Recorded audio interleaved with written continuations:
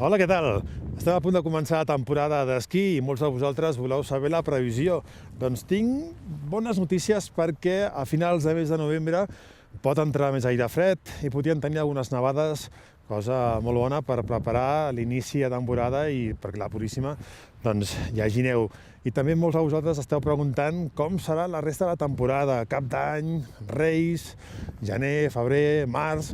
Queda molt temps, però que fem servir els meteoròlegs dos previsions a grans trets que són previsions estacionals, és a dir, a mesos vista, que s'han d'agafar amb pinces també, cal dir-ho. I aquestes previsions venen d'Amèrica i d'Europa. Totes diuen que pel que fa a temperatures el temps serà bastant normal i pel que fa a precipitacions, gener i febrer poden ser una mica més secs del que és habitual, però bé, igualment als mesos de gener i febrer tenim un anticicló normalment aquí als Pirineus i acostuma a nevar poc. Sí que neva més al desembre i al març, però en tot, si igualment fa fred aquests 2 mesos, es pot mantenir la neu que caigui al desembre o es pot fabricar neu artificial. També hi ha gent que molt sovint fa una pregunta reiterada, que és si la temporada d'esquí és bona a Amèrica del Sud, serà bona també a Europa?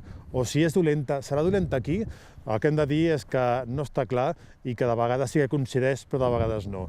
Comença a caure algun floc de neu per aquí. És que aquesta nit pot nevar i podrien caure potser 10 centímetres de neu. Que vagi bé, ens veiem a Vallnord.